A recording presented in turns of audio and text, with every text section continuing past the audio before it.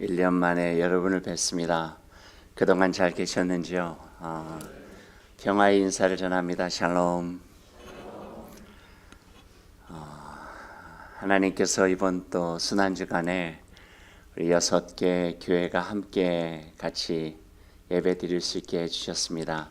나눠진 십자가의 말씀 속에 우리에게 주시는 하나님의 은혜, 또 우리의 어려운 삶 속에 격려해 주시고 북돋아 주시는 그 믿음의 용기로 더욱더 힘차게 이 나라를 위해서, 하나님의 나라를 위해서 살아갈 수 있기를 소망합니다.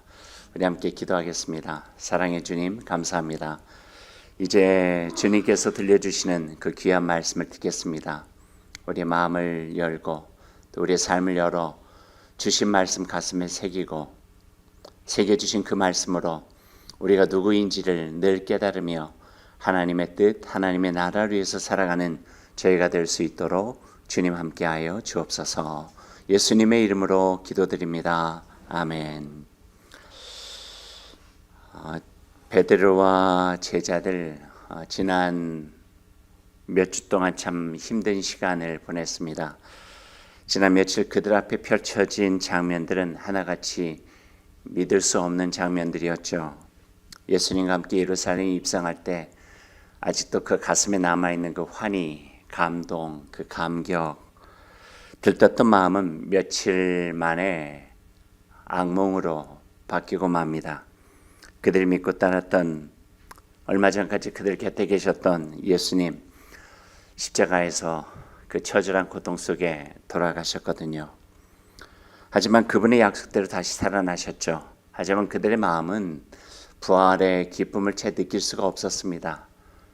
왜냐하면 부활하신 예수 그리스도를 마주할 수 없을 정도로 그들의 마음속에 그 십자가를 같이 하지 못했던 그 절망감, 미안함, 죄책감 너무나도 커서 부활의 기쁨을 채 누릴 수 없었던 까닭입니다. 자신들 향한 절망과 부끄러움은 얼마나 컸던지 몸둘 바를 몰랐습니다. 얼마 전까지 가장 앞장서서 따랐던 그 베드로의 심정은 더 그러했겠다 생각이 되어집니다.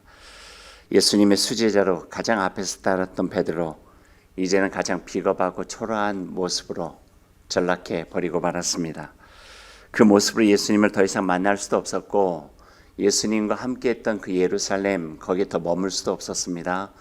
그래서 그는 다른 제자들에게 나는 갈릴리로 떠나가겠다고, 자기의 원래 있었던 고향인 갈릴리로 낙향하게 됩니다. 베드로의 그 심정이 이해가 됩니다. 그가 처음 예수님을 만나서 사람을 낚는 어부로 살아왔던 3년 동안 왜 힘든 일이 없었겠어요. 이런저런 어려운 일이 있었지만 잘 버텨냈고 견뎌내면서 예수님의 그 수제자 자리를 유지하고 있었는데 더 이상 그는 그 자리에 설 수 있는 자격이 없는 사람이 되고 말았습니다. 마지막 한순간이에요. 그 한순간 주님께서 십자가를 지고 가시는 그 자리에서 사내들은 공의 앞에 재판장에 선 것도 아니고 빌라도 앞에 선 것도 아닌데 그 여종 앞에서 나는 그를 모르고 3번이나 부인했던 그것이 자기를 절망 속에 짓누르고 비겁한 자로 전락시켜 버리게 된 것입니다. 그 이후에 자기조차 자기를 용서하지 못하는 철저한 좌절과 절망감 때문에 괴로움 속에서 예루살렘을 떠나 갈릴리로, 디베랴 호수로 떠나가게 됩니다. 가장 초라하고 비루한 모습으로. 그렇게 떠나간 베드로를 갈릴리 호수까지 부활하신 예수님께서 찾아가십니다. 오늘 본문의 내용이에요. 예수님께서 베드로를 갈릴리 호수까지 찾아가셔서 만나셔 주시는 그 모습입니다. 영성 훈련 중에 그 이너 힐링이라고 하는 말이 있습니다. 말 그대로 내적 치유죠. 내 어두운 마음속에 가라앉아 있었던 나의 상처, 나의 아픔, 나의 열등감, 나의 절망과 좌절감, 이런 것들을 치유하는 것입니다. 꺼내놓고. 그래서 그 사람이 거기에 더 이상 얽매여 살아가지 않도록 돕는 훈련이 영성훈련 중에 내적 치유라는 그런 말이 있습니다. 영성신학자의 말을 이용하면은요, 이너 힐링, 내적 치유는 어둠의 내면에 깊이 가라앉아 있는 마치 영적 침전물 같은 것을 끄집어내서 깨끗이 하는 일, 치유하는 일이라 그렇게 이야기를 합니다. 예외 없이 영적 신학자들이 하는 그 말 중에 첫 번째 가장 필요한 것을 바로 confrontation, 그러니까 직면이라고 하는 단어를 씁니다. 마주 대해야 된다는 거예요. 감출래야 감출 수 없는 것. 어떤 상황이 되면은 그 속에서도 불끈 솟아나서 나를 괴롭게 하고 힘들게 만들기 때문에 이것은 꺼내놓고 직면하여 치유하지 않으면 내가 그것을 이겨낼 수 없다 하는 것이 영성 신학자들의 가르침들입니다. 그래서 상처를 대면하라 하죠. 감추고 싶고 덮어버리고 싶고 생각하고 싶지 않은 내 삶의 깊은 상처와 약점 피하지 말고 직면하고 대면하라 하는 말씀입니다. 성경적으로도 그 말씀 우리가 볼 수가 있어요. 회개라고 하는 것이 무엇인가요? 또 회심이라고 하는 것이 무엇인가요? 그것을 풀어보면 이거예요. 나의 죄를 가지고 하나님을 만나는 거예요. 그러니까 나의 죄 가운데 그것만 바라보기만 되면 나를 힘들게 만들고 나를 절망 속에 빠지게 만들지만 그것을 가지고 고스란히 내어놓고 하나님을 만나는 일, 이게 바로 회개요, 회심입니다. 진실된 고백 속에 하나님의 용서를 경험하게 되고 죄로 인해 막혔던 담이 허물어지고 하나님과의 진정한 화해가 이루어지기 때문에 그렇죠. 우리가 가끔 잘 부르는 찬양인데 이 회심과 회개, 우리 직면에 대한 이야기를 찬양으로 만든 좋은 찬양이 있습니다. 제가 가사를 한번 읽어드릴게요. 너 예수께 조용히 나가 너의 모든 짐 내려놓고 주 십자가 사랑을 믿어 죄 사함을 너 받으라. 주 예수께 조용히 나가 내 마음을 쏟아놓으라. 늘 은밀히 보시는 주님 큰 은혜를 베푸시리. 찬송 아시죠? 제가 마지막에 불러드릴게요. 여러분도 같이 한번 부르셔도 좋을 것 같은데요.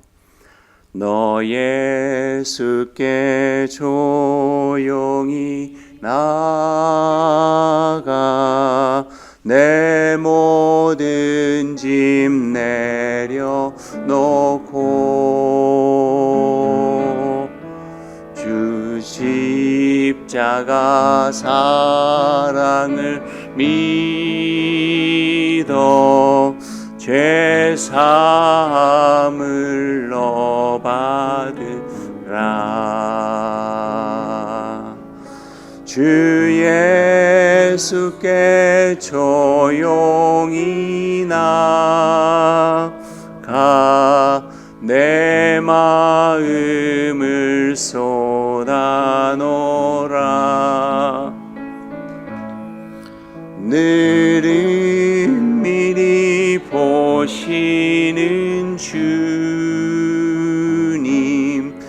큰 은혜를 베푸시리.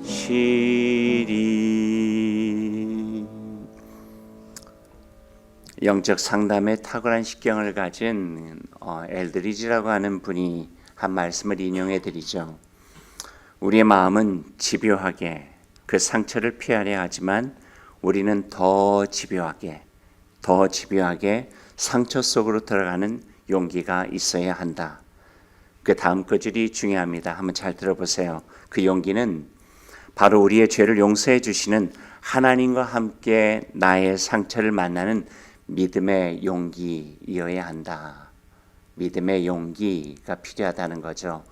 더 집요하게 하나님 앞에서 나의 상처를 만나야 된다는 것입니다. 조금 더 귀를 기울여 보실래요? 왜냐하면 우리의 죄를 용서하시는 분은 오직 하나님이시며 그분 하나님께 아뢰는 그 길 외에는 우리의 상처와 좌절과 아픔과 열등감을 치료할 수 있는 길이 없기 때문이다 하는 거예요. 누구 앞에 우리의 상처를 꺼내놓겠어요? 누구 앞에 우리의 부족하고 연약한 부분을 꺼내놓겠어요? 언제 그게 나의 뒤통수를 칠지도 모르는데요. 하지만 우리를 그대로 바라보시고 안아주시는 하나님 앞에 나의 상처를 꺼내놓는 일, 그것이 믿음의 용기요, 또 하나님께서 우리의 마음 깊은 내면 속에 있는 상처들, 열등감들, 좌절감, 절망들 치유해 주신다고 하는 그 믿음의 용기가 바로 우리의 내적인 상처들, 모든 것들을 치유하고 온전한 믿음으로 하나님께 나아갈 수 있다, 이렇게 말씀해 주고 계십니다. 치유되지 않은 상처를 다시 대면하는 것 심히 고통스러운 일입니다. 그래서 피해야 하죠. 하지만 피할 수 있는 것이 아닙니다. 왜냐하면 늘 내 안에 머물러 있기 때문에 그렇습니다. 베드로가 예루살렘을 떠났어요. 피하고 싶어서 갈릴리로 돌아간 거예요. 예수 그리스도의 십자가 세워졌던 곳을 피하면은 좀 잊을 수 있을까?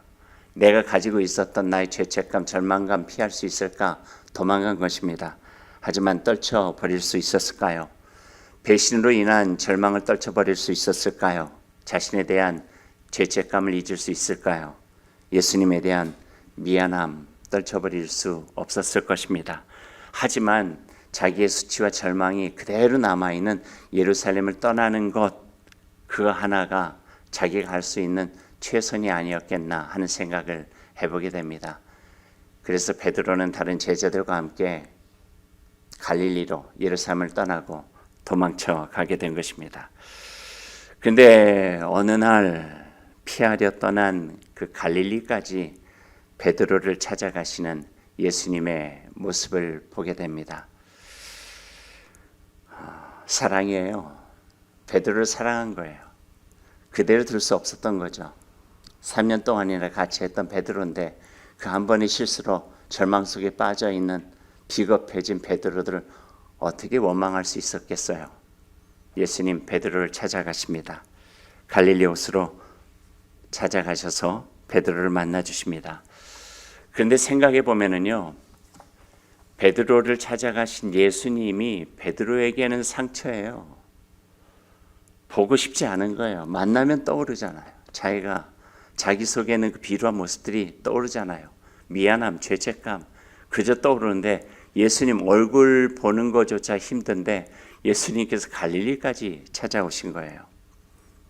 자기의 수치가 예수님 얼굴 볼 때 드러나고 미안하고 죄송함의 깊이가 너무 커서 절망과 자신의 비참함이 그대로 느껴질 수밖에 없는데 대면할 자격조차 없는데 부활하신 예수님께서 갈릴리로 오늘 베드로를 찾아오셨습니다. 예수님께서 갈릴리 오셨을 때 막 동이틀 무렵이었고요. 베드로와 제자들은 호수에서 고기를 잡고 있었죠. 아직 예수님인지를 알아차지 못해 호숫가에 있던 예수님께서 그들을 향해서 소리를 지십니다. 여보시오, 고기를 좀 잡았어? 그물을 배 오른편에 던져보시오. 그러면 고기를 잡을 것이요. 아마 베드로는 3년 전에 처음 만났을 때 예수님의 모습이 기억났을 것 같습니다. 그 말을 들은 제자들 그물을 배 오른편에 던지자 고기가 많이 잡혔습니다. 그때 예전 생각이 났던 한 제자, 사랑받는 제자라 성경에는 쓰여져 있는데요. 그 제자가 주님이시다, 예수님인 줄 알아보게 된 거죠. 그 말을 듣자마자 베드로 일 아니라 벗고 있었던 겉옷을 챙겨 입고 어떻게 했는지 그냥 물속으로 뛰어들어요. 성경에 보니까요. 헤엄쳐서 왔는지 어떻게 왔는지 호숫가의 어슴풀에 보이는 예수님을 향해서 베드로가 찾아옵니다. 그리고 예수님을 만납니다. 예수님 만났을 때 예수님은 호숫가에서 숯불을 따뜻하게 피워놓고 그 위에 생선을 구워 놓으셨고 떡까지 따뜻하게 데펴 놓으셨습니다. 밤새껏 일한 제자들을 먹이고 싶으셨던 거죠. 제자들 그 곁에서 예수님께서 마련하신 음식 먹을 수가 없었습니다. 성경 말씀 보니까 아침을 먹으시오 라고 했지만 그들은 아마 거기에 손을 댈 엄두가 나지 않았을 것 같습니다. 13절 말씀 보니까 그걸 아셨던지 예수님께서 손수 떡을 떼어서 나눠주십니다. 이 떡을 좀 먹어보시오. 생선도 나눠주십니다. 이 생선도 좀 먹으시오. 아마 제자들은 마지막 예수님과 십자가 앞에서 헤어졌을 때 주님께서 하셨던 것이 떠올랐을지 모릅니다. 떡을 떼며 나눠주면서 사랑하는 그대들이여 이걸 먹으시오. 이거는 내가 여러분을 위해서 지킨 나의 몸과 같소. 또 잔을 감사기도 들으신 후에 나눠주시면서 예수님께서 하신 말씀도 기억났을지 몰라요. 이 잔을 마십시오. 이 잔은 내가 여러분을 위해서 흘리는 나의 피, 생명의 피와 같소. 아침은 먹을 수가 없었겠죠. 그러나 준비해 준 아침을 제자들이 아무런 말도 없이 음식을 다 먹습니다. 그리고 아침을 먹은 후에 예수님께서 그 옆에 있던 베드로에게 이렇게 묻습니다. 네가 이 사람들보다 나를 더 사랑하느냐? 네가 여기 있는 이 사람들보다 나를 더 사랑하느냐? 베드로가 얼마 전에 그런 말했죠. 예수님, 주님, 저는 이 사람들이 다 주님을 모른다 할지라도 저만은 모른다 하지 않겠습니다. 끝까지 가겠습니다. 얼마나 미안했을까요? 그 질문을 듣는 베드로의 심정이요. 그래도 아마 기어 들어가는 목소리로 예수님께 이런 대답을 하게 됩니다. 예, 주님, 그러하나이다. 제가 주님을 사랑하는 줄 주님이 아시나이다. 베드로의 대답을 들으신 주님은 다시 반복해서 물으세요. 한 번 묻는 것도 힘든데 또 한 번 예수님께서 물으신 거죠. 요한의 아들 시몬아, 네가 나를 사랑하느냐? 똑같은 대답을 할 수밖에 없었습니다. 예, 주님, 그러하나이다. 내가 주님을 사랑하는 줄 주님이 아시나이다. 두 번 묻는 것도 힘든데 예수님께서 세 번째로 또 같은 질문을 하십니다. 한편으로는 짓궂고요. 또 한편으로는 숯불 가운데에서 여종에게 세 번이나 이렇게 부인했던 베드로의 그 마음을 씻어주시는 듯 세 번째 질문을 하십니다. 요한의 아들 시몬아, 네가 나를 사랑하느냐? 세 번의 똑같은 질문에 베드로의 마음이 참 많이 힘들었던 것 같습니다. 오늘 17절 말씀을 보니까 이렇게 적어져 있어요. 주께서 세 번째 네가 나를 사랑하느냐 하심으로 베드로가 근심하여 이르되 주님 모든 것을 아시오며 내가 주님을 사랑하는 줄을 주님께서 아시나이다. 근심하였다고 하는 것은요, 그 의미가 거의 울상이 되었다는 거예요. 몸둘 바를 몰라서 울상이 됐다는 거예요. 어떻게 대답할 수 있겠어요? 자격지차 없는데요. 수치심과 좌절, 미안함으로 인해 말로 다 표현할 수 없는 뜨거운 덩어리가 솟구쳐 올라서 그를 괴롭게 만듭니다. 그 물음에 베드로가 대답하죠. 제가 주님을 사랑하는 줄을 주님은 제 마음을 아시지 않습니까? 주님, 이제 그만 물어보세요. 주님, 그 질문에 얼마나 괴로운데요. 제가 그래도 주님 사랑하시는 줄은 알잖아요. 아무리 세 번째가 배신했다 할지라도 제 마음에는 주님을 향하는 그 사랑이 남아 있습니다. 이거죠. 아무리 갈릴리까지 수치심에, 미안함에, 죄책감에 도망쳐 왔지만 제 마음에 아직도 작은 조각만큼이라도 예수님을 사랑하는 그 마음, 그 사랑하는 마음 때문에 여기까지 온 것입니다. 베드로의 속마음이 터져 나온 거죠. 그 말을 들은 예수님, 베드로를 향해서 말씀하십니다. 내 양을 먹이라. 근데 그 앞에 한 부분이 생략이 되어져 있어요. 그 생략된 단어가 이거예요. 그러면 되었다. 그러면 되었어. 세 번 부인한 게 뭐 얼마나 큰 것이. 아직까지 너의 안에 나를 향한 그 작은 사랑 조각이라도 남아있다면 그러면 되었어. 내 양을 먹이라. 내 양을 치라. 내 양을 먹이라. 예수님께서 새로운 위임 명령을 해주고 계십니다. 사랑의 명령이죠. 그럴 때 베드로의 어둠 속에 가라앉아 있었던 침전된 죄책감, 절망감, 아픔 속에 십자가 예수 그리스도의 사랑의 빛이 스며들기 시작하는 거죠. 열리는 거예요. 하나님의 은총의 빛, 십자가에서 빚어진 예수 그리스도의 사랑의 빛은 어둡고 그늘졌던 베드로의 마음을 환하게 비춰주십니다. 그 안에서 치유가 일어나고 자비와 사랑의 용서가 회복으로 되어지는 것이죠. 십자가의 온전한 사랑이 베드로의 마음에 스며들어오고 절망스럽고 죄책감에 죽어 있었던 베드로의 마음이 부활하신 예수 그리스도의 생명을 맞이할 수 있는 새로운 힘을 얻게 됩니다. 예수님께서 베드로를 찾아가시죠. 십자가까지 오르신 예수 그리스도예요. 죽음까지 올라가시고 저주의 그 밑바닥까지 가셔서 한 영혼이라도 더 구원하시기 위해서 십자가에 오르신 예수 그리스도 못 갈 데가 어디 있습니까? 3번 부인했다고요? 갈릴리까지 찾아가셔서 베드로의 가장 깊은 속에 있는 마음까지 만나 주신 거죠. 내 양을 먹이라, 내 양을 돌보라, 내 양을 치라. 이 말을 그냥 제가 이렇게 풀어봤어요. 베드로 그대와 같은 힘없는 양을 돌보아 주시오.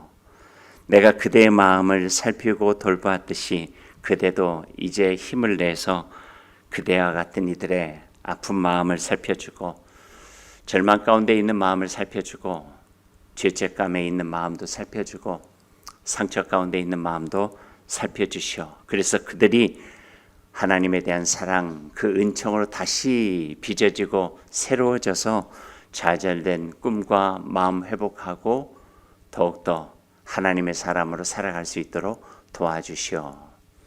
내 양을 먹이라, 내 양을 치라, 내 양을 먹이라. 십자가를 통한 용서, 십자가를 통한 화해, 예수 그리스도의 만남을 통해서 하나님의 은총을 경험하는 놀라운 순간이 오늘 갈릴리 호숫가에서 그 만남을 통해서 이루어진 것입니다. 십자가를 오랫동안 초대교회에서는 바라볼 수가 없었어요. 거기서 예수님 돌아가셨잖아요. 그러니까 그들에게는 그 십자가가 아픔이에요. 상처예요. 그래서 초대교회 모습을 보면은요, 십자가가 나타나질 않아요. 한 200년 가까이 그들에게 있어서 그들이 모인 곳에 자신들이 그리스도인이라고 하는 것들을 같이 나눌 수 있는 상징은 물고기였어요. 익두스라고 하는. 그래서 서로 만나서 바닥이나 이런 데다가 이렇게 물고기 모양을 그리면은 예수님을 믿는 사람 서로가 알게 된 거죠. 근데 한 100년, 200년 지나가면서 조금씩 이곳저곳에서 십자가가 나타납니다. 그것을 십자가와의 화해라고 이야기를 해요. 이제 바라볼 수 있게 된 거예요. 십자가를. 스승을 잃은 자리, 주님을 잃은 자리, 주님이 참담하게 죽어간 그 자리가 아니라 그 죽음을 통해서 우리에게 부활의 생명이 깃들고 그분의 고통을 통해서 우리의 모든 죄가 사함을 받고 그분이 그 사랑, 놀라운 사랑, 지극한 사랑, 지독한 사랑을 통해서 우리를 하나님의 자녀로 새롭게 해주신 그곳이 바로 십자가임을 그들이 비로소 깨닫게 된 거죠. 그래서 초대교회가 한 100년, 200년 지나가면서 조금씩 십자가를 그리기 시작합니다. 십자가를 바라볼 수 있고 대면할 수 있고 직면할 수 있는 용기를 얻게 된 거예요. 그 십자가가 바로 우리를 사랑하시는 하나님의 상징이고 하나님의 증거고 그 십자가를 통하여 우리의 모든 죄가 사해지고 하나님과의 화해와 우리를 용서해 주신 주님의 은혜를 경험하게 되었다고 하는 것을 고백하게 된 것이죠. 그게 바로 십자가의 사랑입니다.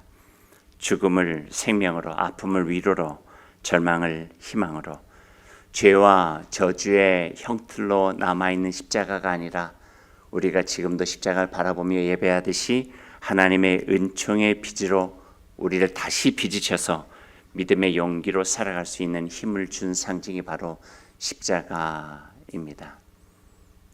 그리고 그 십자가 아래서 우리는 새로운 하나님의 자녀로 살아갈 수 있는 믿음의 용기를 갖게 된 것입니다. 사랑하는 여러분, 저는 주님의 사랑이 우리의 온갖 상처와 아픔과 우리의 죄책에서 사하여 주심을 믿습니다. 그 믿음을 가지고 우리가 살아가야 됩니다. 붙을 수 있는 것은 바로 십자가입니다. 십자가 향하여 문을 열고 주님께서 이 모습 이대로 받아주신다고 하는 용기를 가지고 나아갈 때 하나님께서는 우리 가운데 계시고 베드로를 찾아가신 주님처럼 십자가 뒤에서 죽음의 한순간 마지막 밑바닥까지 찾아가셔서 한 영혼까지 구원해 주신 이 하나님께서 우리를 구원해 주시고 새롭게 살아갈 수 있는 용기와 또 사랑을 우리가 경험할 수 있도록 도와주실 것입니다. 이 마음을 가지고 우리를 찾아오시는 예수 그리스도를 맞이하시고 하나님의 은총의 빛으로 다시 빚어져서 이 시대와 우리의 삶의 자리에서 하나님의 사랑받는 사람으로 살아갈 수 있는 은혜를 경험할 수 있기를 간절히 소망합니다. 우리 함께 기도하겠습니다. 제가 주님을 사랑합니다. 제가 주님을 사랑하는지 주님께서 아시지 않습니까? 다시 한번 따르라 하시면 이제 용기를 내어서 따르겠습니다. 당신을 향한 나의 사랑의 힘이 아니라 이런 나를, 이렇게 못나고 약하고 부족한 나를 사랑하신 주님의 사랑에 용기를 내서 주님을 따르겠습니다. 주님, 갈릴리 호숫가에서 제자들과 아침을 함께 하시면서 부활의 예수님이 베드로에게 간곡하게 일러주신 말씀의 깊은 뜻을 이 시간에 헤아려 봅니다.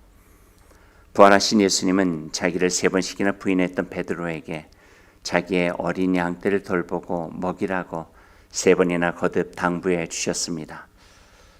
부활하신 주님 믿고 제자들이 반드시 해야 할 일은 어리고 약하고 힘없는 양들을 정성으로 보살피는 공동체적인 사랑 실천입니다. 좌절과 절망 속에 빠져있는 어린 양을 위해 숯불을 피우라는 권면입니다. 그 위에 생선과 빵을 구우라는 명령입니다. 부활 예수 믿고 죽어 혼자 천당 가는 것이 중요한 것이 아니라 절망과 아픔과 상처로 힘겨워하는 이들이 있는 곳에 숯불을 피워 따뜻한 세상을 만들고 하나님의 사랑, 예수 그리스도의 사랑이 나눠지는 주님의 나라를 이루어가라는 명령이요 말씀입니다. 우리가 그리할 때 절망의 세상에 희망이 피고 상처가 치유되고 미움이 사랑이 되고 아픔을 넘어 새로운 생명의 움직임이 시작될 것입니다. 사랑의 주님, 이 시간 우리를 만나 주시기를 원합니다. 아픔, 낙심, 외로움, 상처 가운데 우리를 만나 주셔서 위로해 주시고 힘이 되어 주시기를 소망합니다. 주님, 이 시간 우리를 만나 주시기를 원합니다. 끊어내지 못한 욕망, 이익에 밝은 나의 이기심, 화해하지 못한 채 무시하고 있는 어긋난 관계, 내려놓지 못한 아집 가운데 십자가의 은혜로 저희를 만나 주시길 원합니다. 용서해 주시고 화해하시는 하나님을 경험할 수 있기를 소망합니다. 주님의 십자가의 은혜로 보혈의 은총으로 사랑의 돌봄으로 다시 한번 힘을 낼 수 있도록 도와주시고 믿음의 용기를 가지고 견실한 하나님의 자녀로 살아가게 하여 주옵소서. 예수님의 이름으로 기도드립니다. 아멘.